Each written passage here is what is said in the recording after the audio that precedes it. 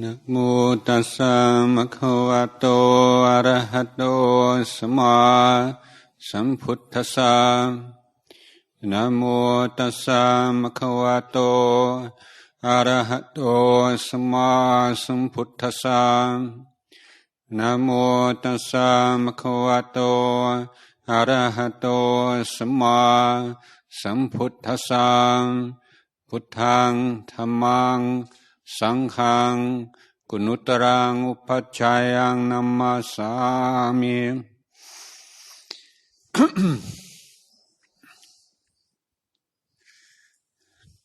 You have to forgive me, my voice is not so strong this evening. Well, it's such a delight to return here to Nalanda and to see the progress that has been made since my last visit. And it's a very clear indication of the truth of that most basic of Buddhist teachings, that if you act well, you get good results. You act poorly, you get bad results. And this is surely a sign that you're all doing something very good and wholesome. And I feel a lot of appreciation for the efforts of everyone here in the Nalanda group, and especially Dr. Tan, who's I told him this afternoon is the heart and soul of Nalanda. And maybe we'll just begin by encouraging you all to cherish him and look after him, and don't let him work too hard, and let him have more holidays, because we want him to stay around for a long time. So that's something that all of you can help out with. So I gave up. I took early retirement from all my. I lead a very lazy life these days. So very sort of in good health and happy because I have a lot of time for my own practice. But I do. And I have always considered the goal of Buddhist training, Buddhist education, as the welfare and happiness of self and others. So, on occasions when I have visited Mahayana Buddhist communities, and of course, sometimes there are misapprehension and misunderstanding of Theravada teachings, and characterized as, or caricatured, I should say, as we just want to get off of the samsaric wheel and not worried about anyone else, sort of the selfish arahant ideal. And I try to explain to people that the Buddha pointed out that if we don't know how to look after ourselves well, our capacity and stamina to help others is severely compromised. There are so many examples that I can think of in my life of people who have had very noble ideals and wish to devote their lives to the common good, and yet threw themselves into it in such a way that they burned out within a very short time. And this idea that it's the more that you give to others, the better. The less you give to yourself, the better, the more noble and it is. I think is a mistaken idea. So physically, you need to look after yourself. If you're going to act for the welfare and happiness of others in a sustainable way, long-term way, and we're not just talking about a year or 2 years, we're talking 10 years, 20 years, 30 years, 40 years. But also the very meaning of the word happiness and welfare, although these are very simple, everyday words that we've known since we were children, they have profound meanings, and our understanding of what the word happiness means and what the word welfare means is something that evolves through our own practice.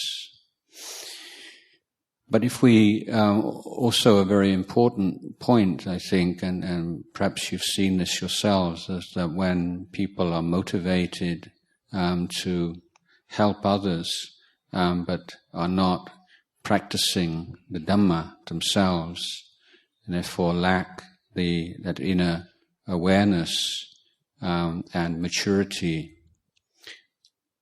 then they can very easily be caught up in the worldly dhammas that start to appear. If you are in any way competent and you start to achieve some successes, then praise and blame starts to become more intense. And if you have not learned how to take care of your mind, then praise and blame can play havoc with your emotions. And it's also the case, I think, that we all of us, I think, find it difficult or to sort out our own problems, and it's often surprisingly more easy to solve other people's problems than our own. And sometimes helping others can be a substitute for helping ourselves, and a distraction from it. So we need to be very honest with ourselves, and part of meditation is developing this inner honesty and inner integrity. So if you've been practicing meditation for any length of time, I hope you will have noticed that your capacity to lie to yourself and to deceive yourself has waned, has diminished. That should be a natural result of this inner effort, inner striving. But the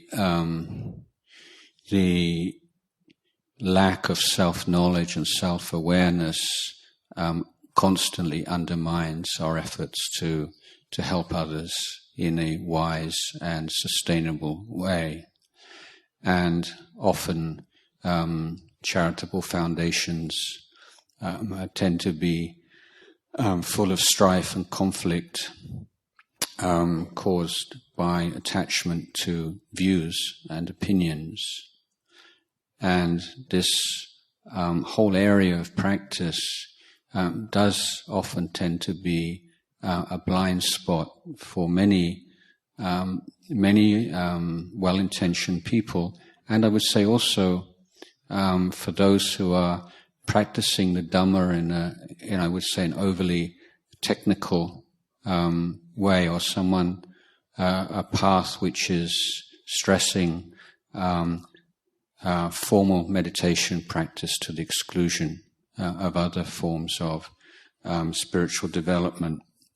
So if you're, I spent many years in community, but I've also spent many years in solitude, and my observation is that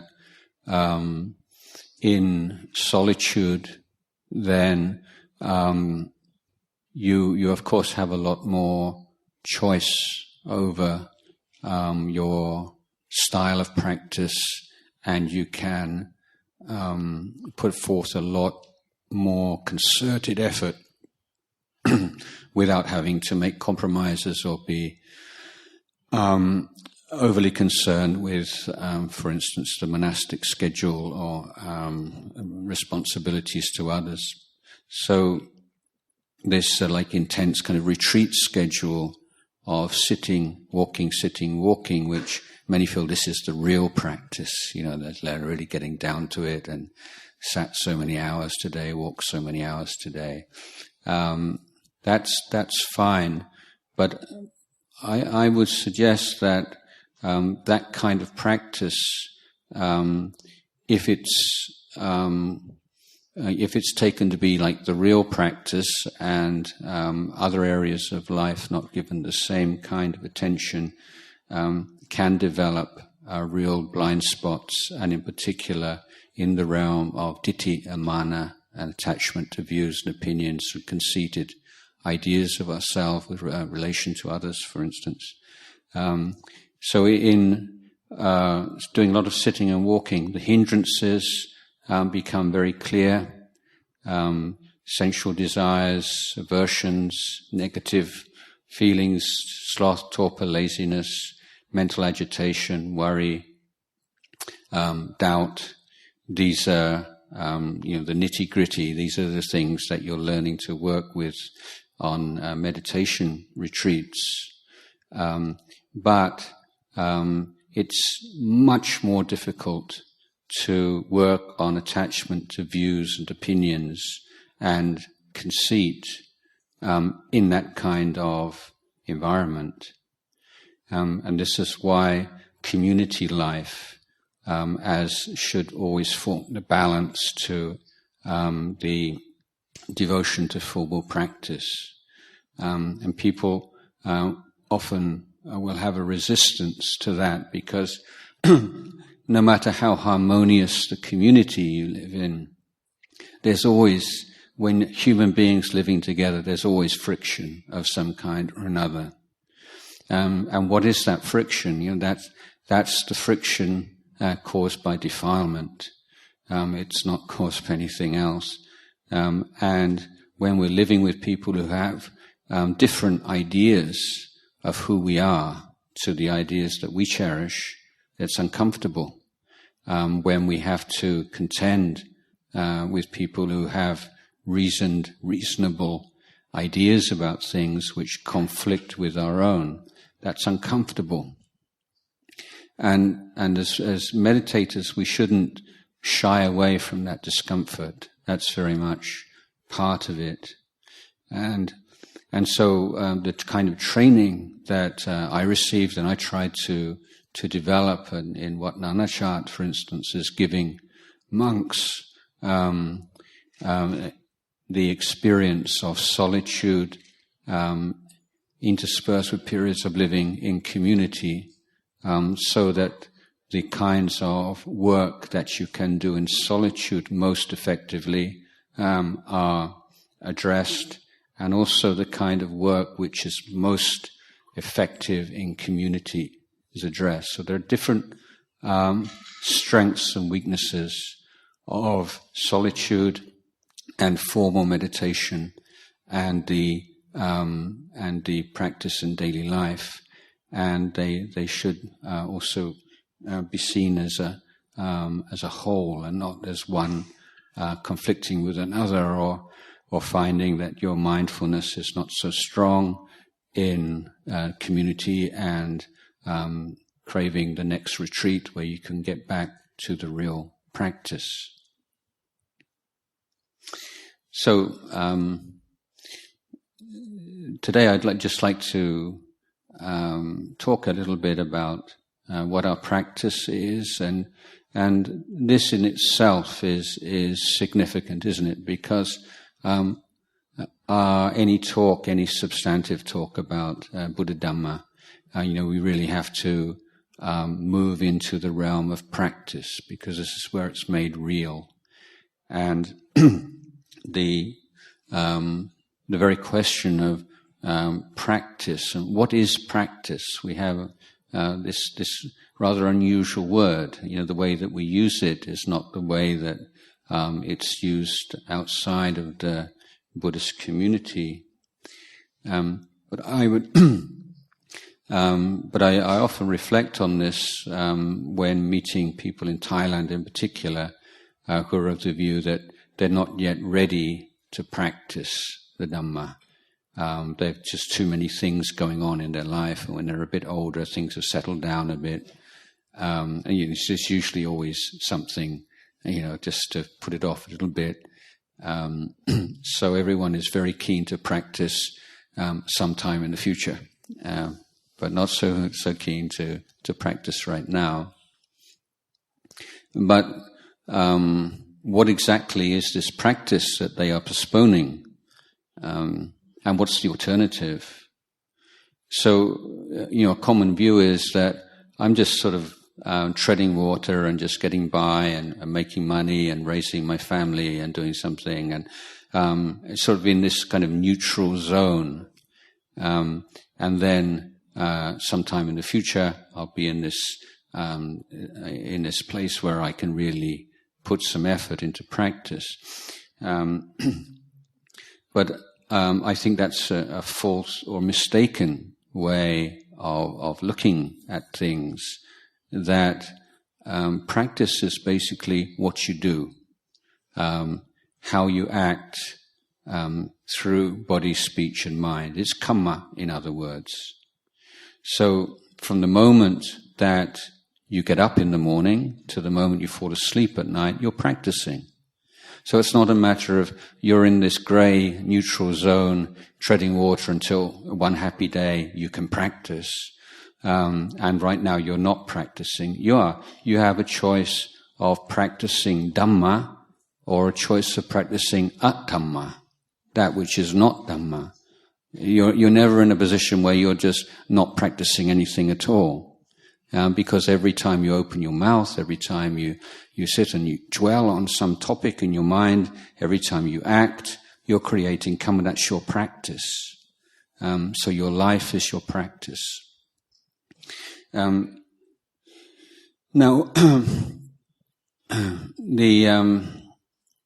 one of my favorite words, and I think it's a very important word, and I think many of you will be familiar with this from your studies, is one of the epithets of an arahant, and it's the word aseka pugala, the aseka pugala.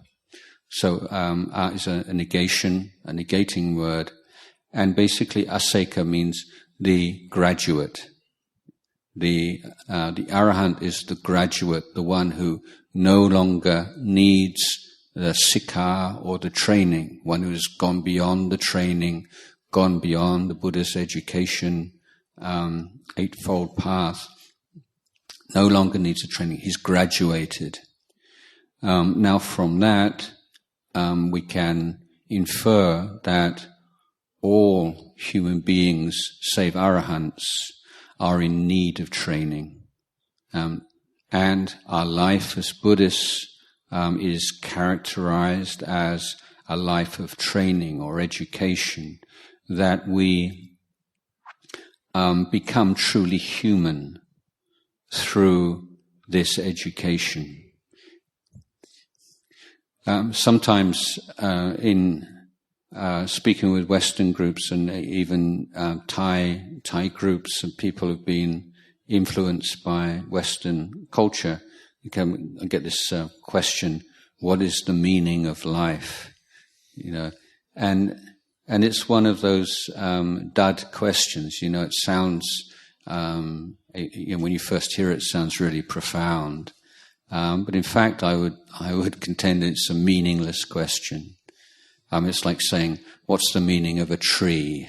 What's the meaning of this roof? Or what's the meaning of this microphone? The idea of there is something called a meaning over and a part of the thing itself. So I have a better question. I think it's a better question. My question is, what gives meaning to life? So, what is the meaning of life, as if there's some kind of special, profound answer. But what is it that makes us feel that our life has some meaning and purpose? And I would contend that the practice of the Eightfold Path is what gives life meaning and purpose and substance and groundedness and direction. So education, the training that the Buddha provided us, is what makes our life feel it has substance to it, it has meaning. It's not like there's some philosophical thing out there called meaning that we have to pursue. The meaning is how we approach our daily life, how we approach our relationships, how we live our life, and in particular, our actions of body, speech, and mind. So I had this, I think many of you may have elderly parents and loved ones. And my mother now, she's 85 and she lives alone. I have a brother and sister in England who live quite close by, and they're very dutiful and I would say compared, from the general standard in Western countries. But my mother spends a lot of time on her own, and she's a champion Olympic warrior. If there was an Olympics, she'd be in the running for a medal. So, and she thinks and dwells about things a lot. And one day she was feeling very depressed, a little tearful, and the feeling is like, I'm at this age now. I don't really know what I'm doing. I'm just a burden on the children, and basically, what am I doing? Why? Basically, my life doesn't have any meaning. And so I said to my mother, what I want you to do is every day, I just want you to do one good thing for somebody. It doesn't have to be a big thing. It can be a small thing. I know you're living alone. You think, well, what can I do? Well, you can maybe even to phone someone up and say something kind, some small act of kindness, or for animals, or for birds, or for whatever. But every day, this is your homework. I want you to do one good thing, one thing that after you've done it, you feel, yeah, that was a good thing. And this is what will give you the sense that, yeah, today was not a wasted day. Today was a day with meaning because I did something good. So this I feel is it's such a simple, straightforward answer. And people, wrestle with existential problems of meaning, and it's not a profound thing at all. Goodness gives meaning to life. But there are many levels of goodness, and the path, the education provided by the Eightfold Path, it gives a more and more profound sense of meaning and purpose. And the essence of this path, as you know, is liberation. And the Buddha gave us this wonderful teaching that he said that if you have some doubts about the authenticity of teachings, then this is a very good criteria whether or not it leads and increases the amount of liberation in inner freedom of the mind. So in the famous simile, the Buddha said that just as if you were to taste the water of any of the oceans at any spot in the ocean, it would have that same salty taste. Similarly, the authentic teachings of the Buddha have this same taste of liberation. So let's begin with dana and giving and generosity, and apply that principle. So, what is the perfection of generosity and giving, of dana? And it's that liberation from selfishness and from attachment to our material possessions. And this is why the Buddhist path begins with the cultivation of generosity, because this practice of letting go of attachment is one that evolves and becomes more and more subtle and profound as we progress on the path. But we create this very good foundation for it. We create a familiarity with the letting go in the material sphere to begin with. We have something that belongs to us, and one portion of it, one part of it, we freely give to others with no desire for any kind of reward, whether it's a material reward or an emotional reward. And as a result of that, we feel joy. And that joy is a very special kind of joy, because it never leaves us. It's what we call a noble treasure. So if you were to bring to mind an act of kindness that you performed in the past, even 10 years, 20 years, 30 years, no matter how long ago you performed that act, if you bring that to mind right now, you feel the sense of joy, you feel good. Whereas the kind of worldly joy and pleasure that you might have experienced from going on a holiday or some kind of sensual pleasure, as after that pleasure has disappeared from the mind and you recall it 5, 10, 20 years, it's a very mild kind of feeling, maybe nothing very much at all, feels almost like a dream.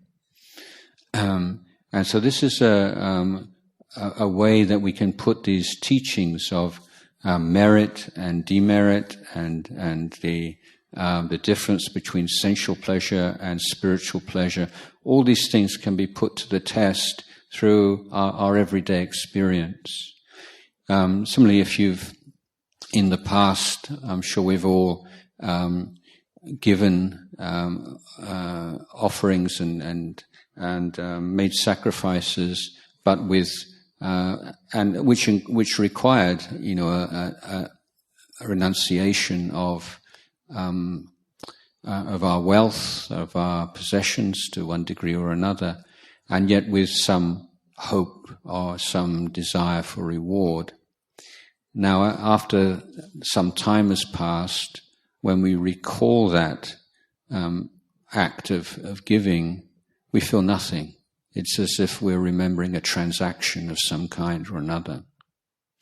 So the long-term benefits of giving are stored, they're stored in our heart. They're noble treasures that no one can steal away from us. And what we're seeing right from the beginning is that when we do give something up, there's an initial, almost like a small death of the self. There's just that sense of anguish and grief of giving. But we go over that slight hump, and then there's joy. And we prove to ourselves, it's a memory, it's sanya of great importance.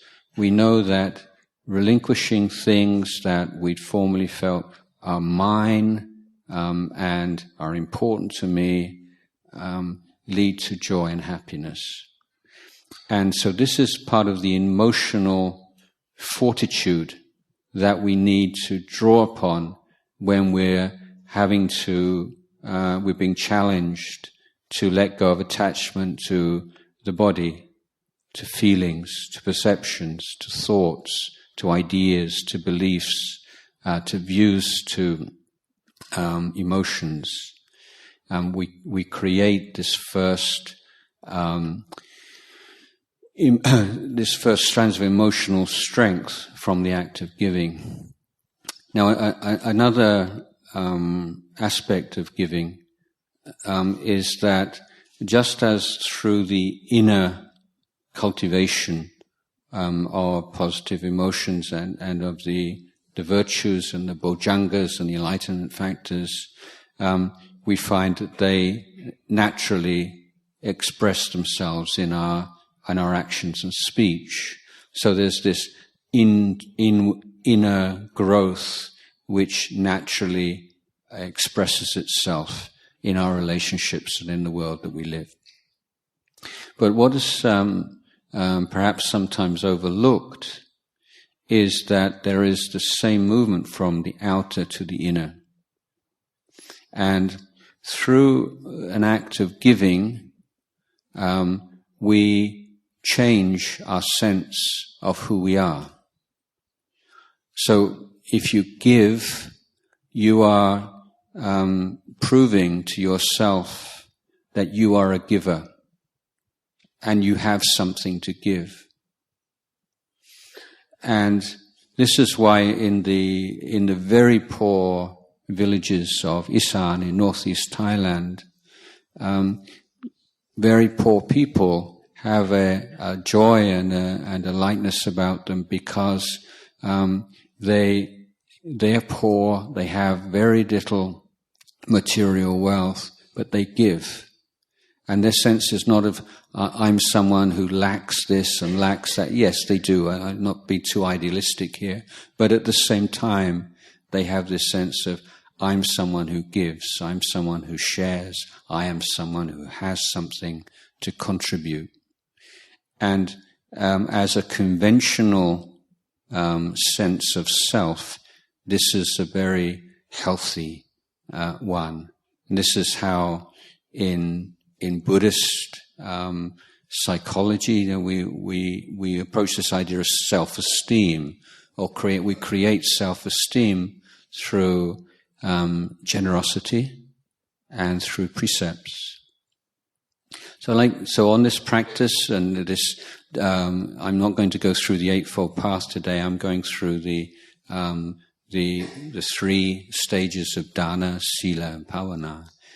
Now, sila is absolutely central to our practice in Theravada Buddhism, and one of the inspiring features of the monastic order, for me, from the very beginning, was the fact that the Vinaya, the monk's discipline, is one in which there are no exceptions for senior monks, or no exceptions even for enlightened monks. Indeed, it's a tradition amongst the forest monks in northeast Thailand that the great monks are sometimes even more strict than their students. The reason, this beautiful custom can be traced back to the great ascetic of the Buddha's time, Venerable Mahakassapa, who, if you remember, was once invited by the Buddha to give up some of his ascetic practices. You're an old man now, you don't need to do all this anymore, basically. And Venerable Mahakassapa asked permission to carry on. He said, I'm not doing it for myself, I'm doing it for future generations. So this is one of the sort of the Theravada Bodhisattva style. It's like you're keeping these rules, even though you don't need to. You could eat in the evening, or you could do all this, and it wouldn't affect your mind at all. But you don't, in order to be a good example to your students, and not just the students of the present day, but to those who've not yet been born. So it's the compassion for those, not just all sentient beings that are present in the world right now, but those that are yet to be born in the human realm. And the value of this is that meditators, monks, nuns, whoever, you reach a certain point in practice, and it all suddenly starts to become rather a lot more easy than it used to be. And most of the coarser defilements seem very weak or almost absent altogether. And this is a very dangerous stage of practice. You can easily become complacent. And of course, once you start to feel, well, I don't really need to do all this stuff anymore. My mindfulness and my samadhi is of a stability now that I could actually dispense with all of that. And then when you, as a forest monk, you think, but Ajahn and Lumpu Man and all these monks, they were much further advanced than me, and they still kept all these rules. So how can I possibly justify myself relaxing them? You see, so this is how these teachers help us, even when they've passed away, through their example and through their integrity and through their refusal to relax their practice simply because personally they did not need to do those things anymore. So this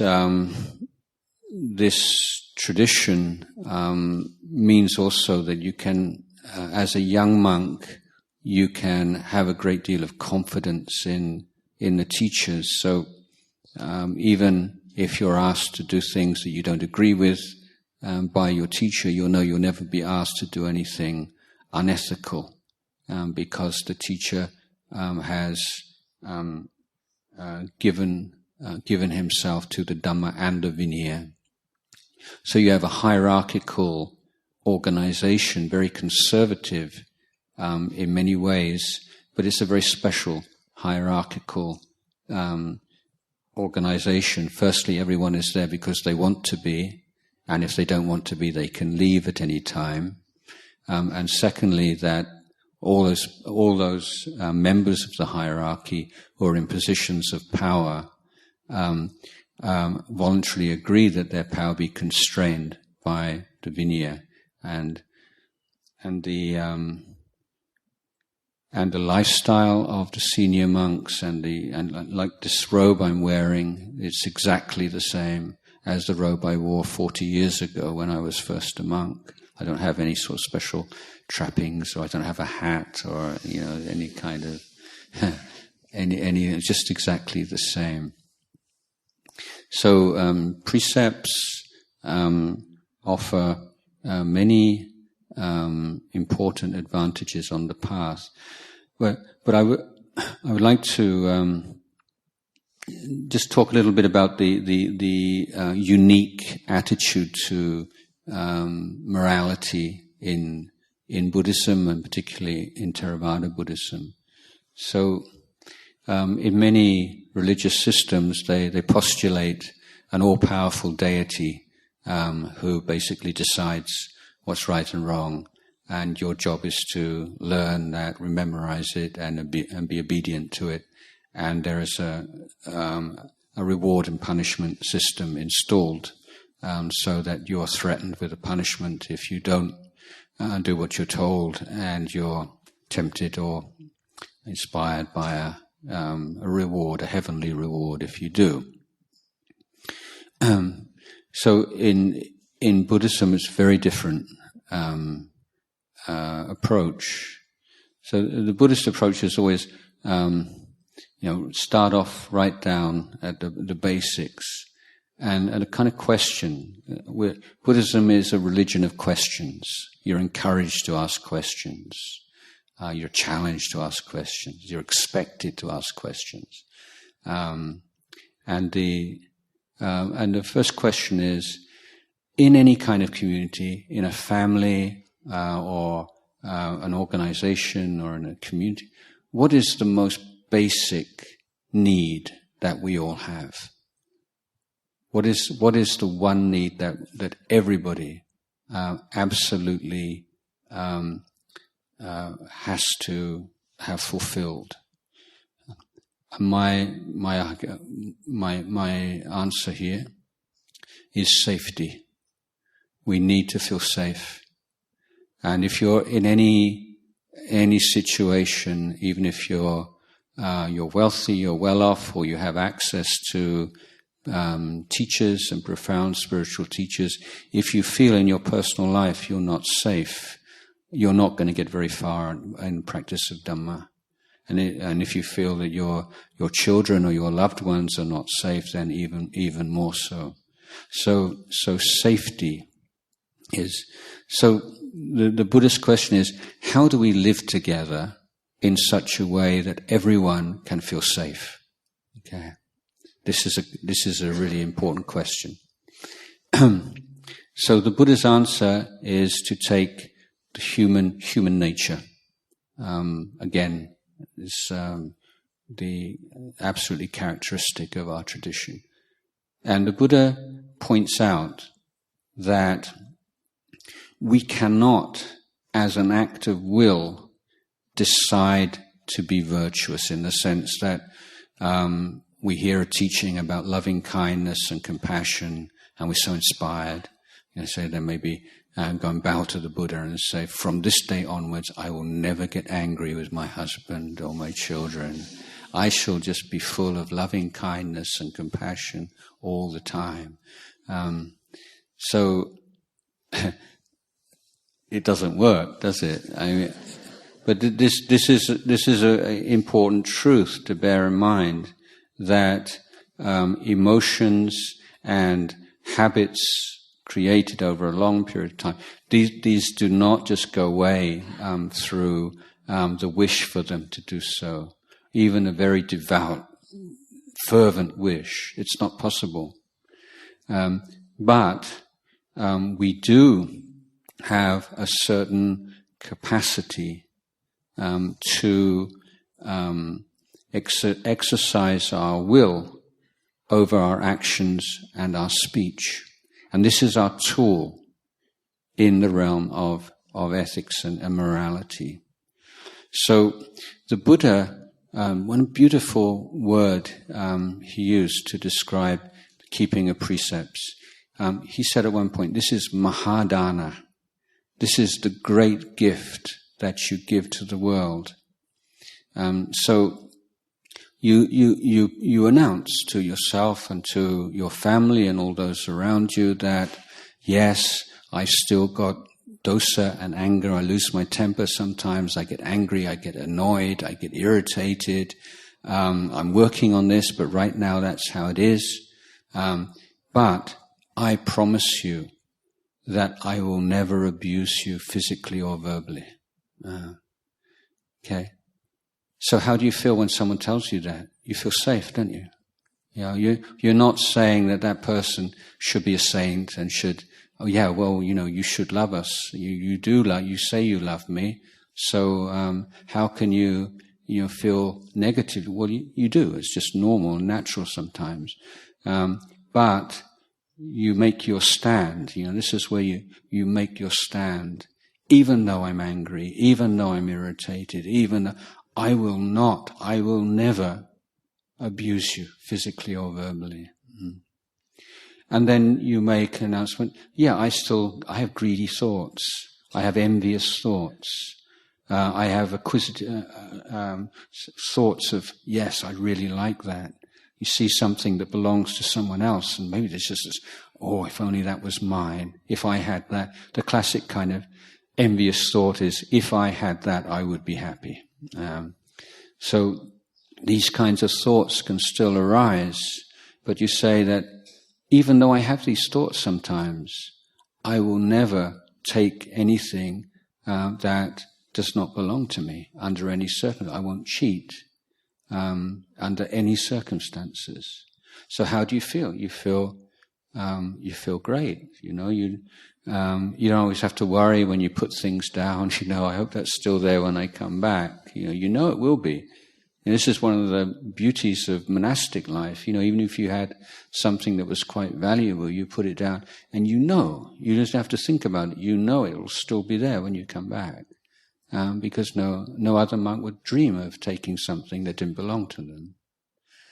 So on the third precept, you say, yeah, maybe when you first fall in love and you first get married, there's only one girl in the world for you and one boy in the world for you, but it doesn't really last, does it? And normal human body and human emotions and sexual desires, and every now and again you see members of the opposite sex and you find them attractive and interesting, and you have some sexual desire arise, and that's not evil, that's normal. And you say, no, I will never have those feelings, and I would never do that. Yes, you will. It's kind of normal.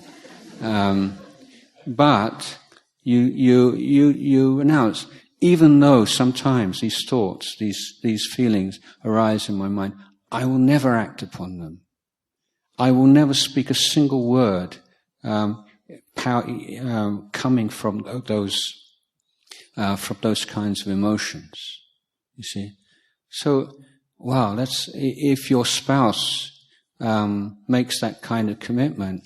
Wow, you feel so safe. You feel so relaxed, don't you? You know, and you see this in families where you don't have that. You know, and where is he? What's the time? What's the time? What's the time? You know, and then it's, I've got some work late at night. You know, unexpected. You know, you really. You know, and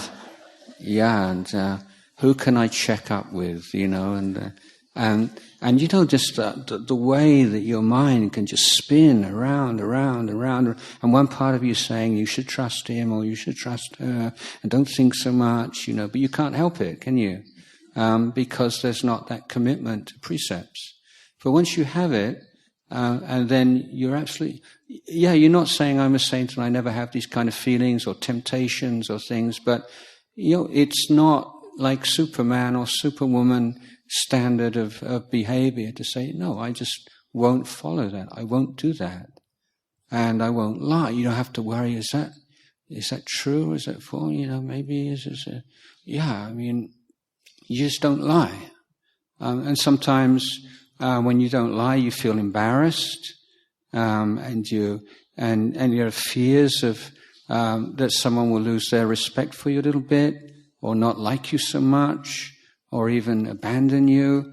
But that's why keeping precepts is a spiritual practice in itself, because it's preventing you from distracting yourself and running away from yourself. And simply that fourth precept, it illuminates so much defilement in the mind, allows you to see these things as mental states rather than identifying with them. That's a really important practice.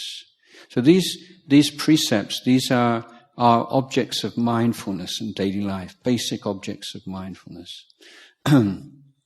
So if you say to somebody, okay, look, I'm announcing to the whole world, all family and everyone, that I still have a lot of negative emotions and defilements, and which are going to take some time to deal with. But in the meantime, you know, I will never abuse you physically or verbally. I will never take anything of yours that doesn't belong to me. I will never cheat on you. I will never deceive you.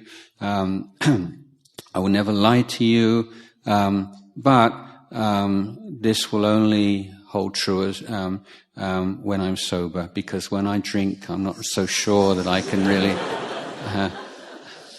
So then the whole thing falls apart, doesn't it? So this is why the fifth precept is so important, because you can only keep that kind of promise. You can only have the mindfulness and the patient endurance or forbearance and the wherewithal to sustain that kind of standard when your mind is free of the influence of alcohol and other drugs. So these five precepts are just your gift to the world. Okay, you're giving a sense of safety and security and trust to those around you. And if there's anything which is like a I don't know, an elixir or maybe with an analogy of a plant, you know, there's anything that's like a fertilizer for a healthy, flourishing relationship as a plant is trust. And trust comes from precepts. And trusting, and when you take precepts, so it has to be voluntary. This is another key feature of Buddhist morality. You take precepts on voluntarily, not out of fear and not out of desire, but because you see the value of doing so. And then you learn to train your actions and your speech within those boundaries which you have voluntarily adopted. And then as the time goes on, you go through certain periods where you feel some pressure to abandon the precept, or you feel some temptation, and you're able to maintain those boundaries despite the pressures and temptations. And after a while, you start to feel really good about it, and you have a self-confidence and this self-esteem that you know that no matter how the external situation may change, no matter what other people may say or think, you can sustain these boundaries. You can live within them, and this is extremely supportive of the inner practice of the citta and of panya. So keeping precepts is a training. It's an education, and to keep the precepts well, then you need to be sharp and aware and present, and it's a whole practice in itself. But if you observe how often when your mind gets really spun out in meditation or agitated, or it's so agitated that you don't even want to sit because you just decide it's going to be a waste of time, then how often is it not due to something that you've said or done, or some sila problem that's created this inner turmoil? It's how important it is. So with the practice of the inner practice, then we can't just bypass defilements of mind. We don't even really understand what defilements are simply by reading the word or understanding what it means. We have to have an experience of what the clouding and the sullying and the dirtying of the mind really means. And the way to illuminate the defilements in the mind, particularly the hindrances, is to give the mind a job. You tell the mind just to dwell on one thing, for instance, the breath. And once you do that, then you're going against the stream of the mind and of habits, and all of the hindrances will come out into the light and show themselves and try to prevent you staying with your meditation object. So the point here that I would like to make is that when you meditate and all these hindrances arise in your mind, it doesn't mean that you're a bad meditator or you're not doing the right. That's exactly what's meant to happen. You're creating the conditions in which you can learn how to take care of the mind as to prevent the arising of those hindrances. You're learning what feeds the hindrances, what starves the hindrances. You're learning how to let go of the hindrances. This is the essential work of meditation, and it's very useful. It's not just a waste of time. People say, I'm just with my mind for a short moment, and then it goes off somewhere, and I have to bring it back, and then it goes off somewhere again. And yeah, exactly. That's what it's about. This is the training, and finding a way to encourage the mind to stay with the breath, because if you develop the wise reflection in the right way, then it gives rise to chanta, interest, enthusiasm in the meditation, and that interest, enthusiasm, and positive relationship with the meditation object means that the mind is much less likely to wander off. And the ability to motivate yourself is one of the key meditation skills that we need to develop in our practice.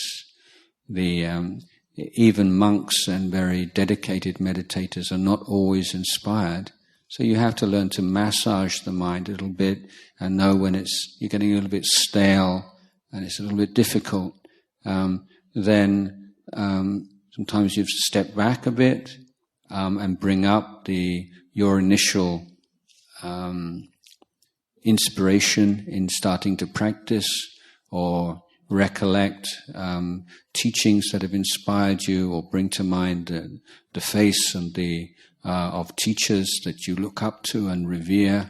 So you're working with this kind of recalcitrant, difficult, stubborn mind, just very gently and wisely, until that resistance passes away.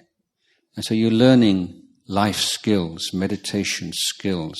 So each meditation session, it's not just, how do I get from where I am now to this peaceful state? And then measuring yourself or judging yourself to the extent to which you get to this state that you want to gain. If we are practicing meditation in order to gain a certain state of mind, and you say we call it peace, or we call it whatever you want to call it, and then think that if we can get that state of mind and sustain that state of mind, definitely we'll have got it cracked. This will be good meditation. That is, in traditional terminology, is called practicing for rebirth in heaven. Yeah. So, this I think very interesting. Looking at the introduction of Buddhism into the West in the past 30, 40 years, because like Westerners, you say, we don't want all that kind of cultural trappings. We just want sort of the essence. Like the real thing, the shortcut, and cut to the chase, that kind of idea.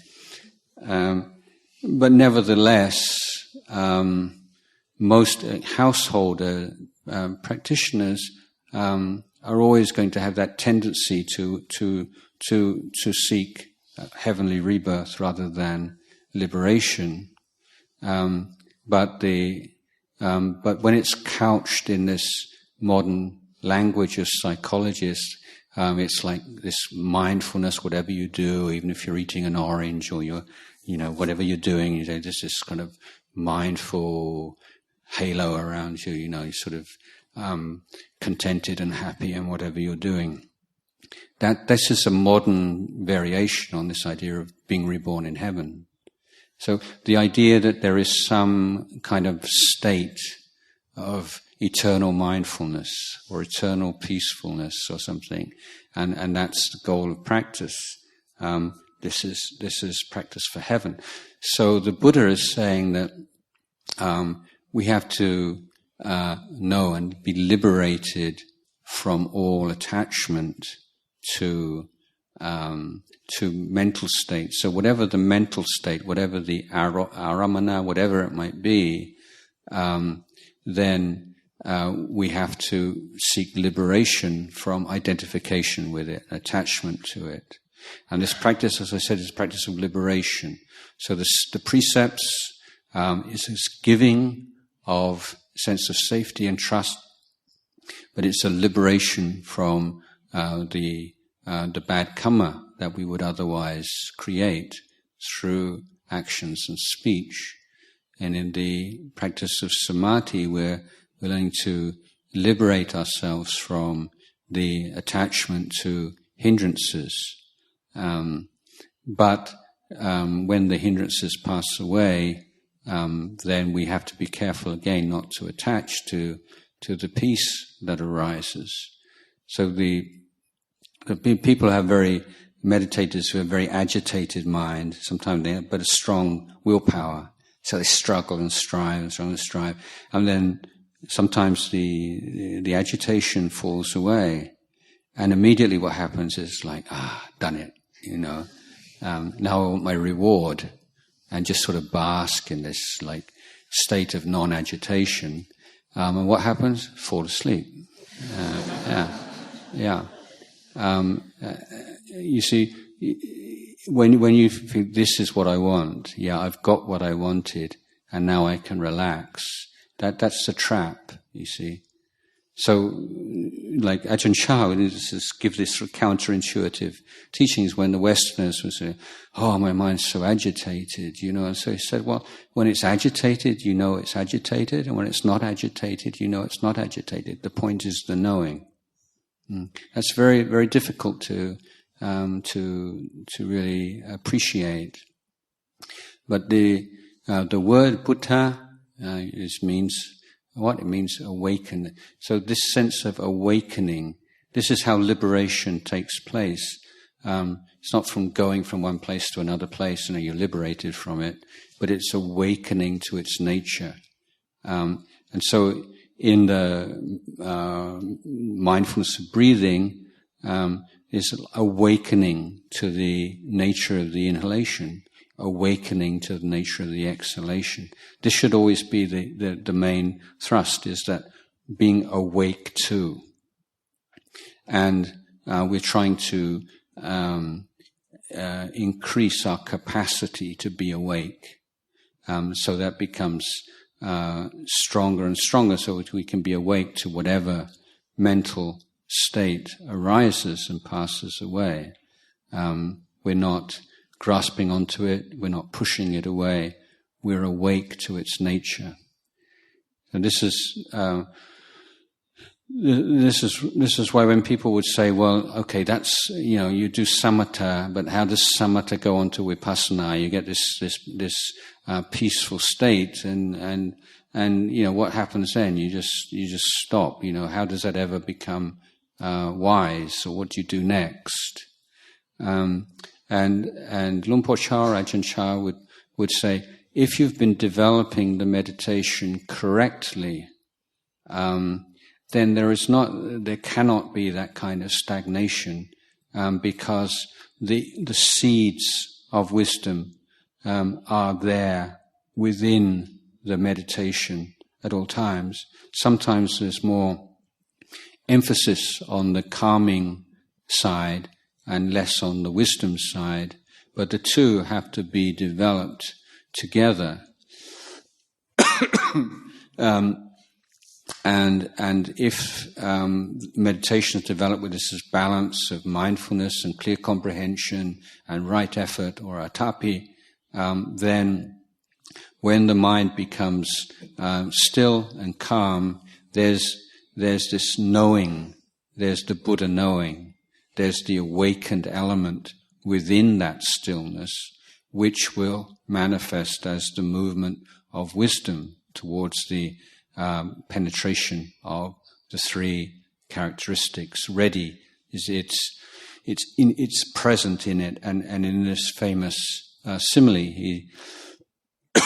he's trying to explain what it'd be like. He said, "Have you ever seen flowing water?" I said, "Yes, of course." "Have you ever seen still water?" "Yes." "Well, you ever seen still flowing water?" And so the audience is a bit bemused by this, but he said, "This is what it's like.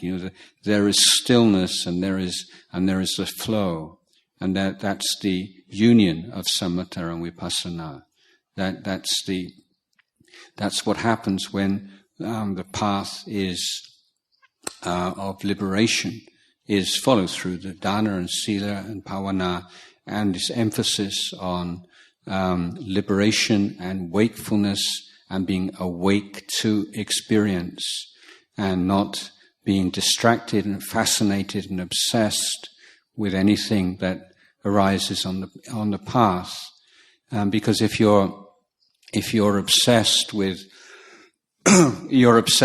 bright lights and visions in meditation, that might be very different from someone being obsessed with their football team. But whereas the object is very different, the actual sense and the feeling of obsession is almost identical. So the practice is not one of swapping worldly obsessions for spiritual obsessions, but it's understanding the whole nature of obsession and being liberated from obsession for even the most subtle, even the most profound kind of experience, because any experience that arises and passes away cannot be a source of true happiness. And this is ultimately the meaning of the word dukkha is not nibbana. So you say, well, how can you say someone is like blissful state of jhana is still experiencing dukkha? Because at this stage, dukkha means it's not nibbana. It's very close, but it's still not nibbana. So dukkha follows this whole spectrum.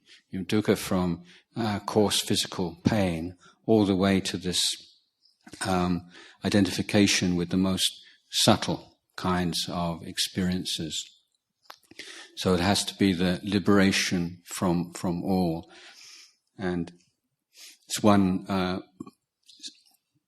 Buddhist teacher said, when she realized this, there's nothing there at all that can. It's not that you shouldn't grasp onto anything, but that you can't.